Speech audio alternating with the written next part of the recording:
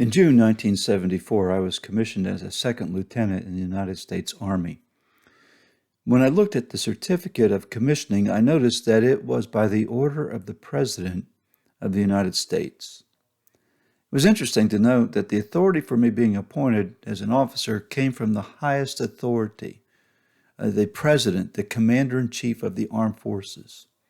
And with this level of appointment came a certain level of authority, but also a corresponding level of responsibility. When I was assigned to my first unit, I had a platoon of men under my authority. I was responsible for training these men to go to war and maintain their combat readiness. When I instructed and gave orders, the men were expected to heed the instruction and to obey. But the weight of this appointment was not based on a vote by men or my peers. It was based upon the high authority of the one who commissioned me. Now, Paul wrote a letter to the Galatians to deal with a severe issue. At that time, there were some men claiming authority from Jerusalem who were going to the churches in the province of Galatia and preaching a doctrine that was undermining the truth of the gospel. They were the Judaizers. They were bringing a legalistic doctrine that undermined the truth of salvation by grace through faith. Thus, Paul begins this introduction by presenting the basis of the authority for the content that he would write in this letter and his teaching.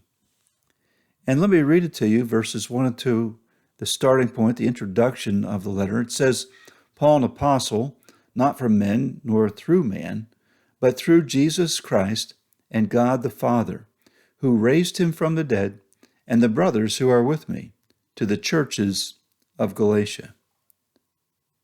Paul's ordination as an apostle was not made by men. It was not made by some council in Jerusalem. His appointment was of the Lord and God the Father. It was the highest authority. As an apostle ordained by God, he had the right and the authority to speak for God. Thus, this letter was of the highest authority, and it was also of the utmost importance. Now, there are two implications for this. First, this letter is vitally important and authoritative for everyone, including us as believers, of course. And as we read and study it, it commands obedience, as do all 66 books of our Bible. We're to read it, grab a hold of the truth, and obey it.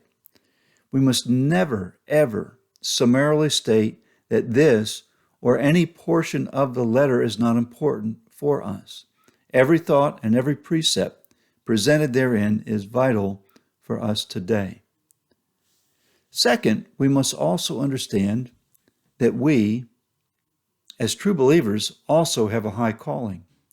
Our entrance to the faith was not ordained by man. It came from heaven above. We have the highest of calling from the highest authority. Yes, man or men made it possible for us to hear or read the truth of the gospel, and men have also called us to make a decision to receive Jesus. However, the authority over our salvation is of the Lord our God. Moreover, each of us then have a high level of authority as well. We carry the message of God's salvation in a darkened world. And Paul wrote to the Corinthians this word when he said, we are ambassadors for Christ, God making his appeal through us. We have been made citizens of heaven, children of God, a royal priesthood, a special and peculiar people, and ambassadors for Christ. Thus we have great authority. We carry a message, but we also have greater responsibility that we carry this message properly. We need to act and live in accordance with our high calling. We represent God Almighty and his truth. And thus, we must walk the walk so that we may talk the talk. Think about that.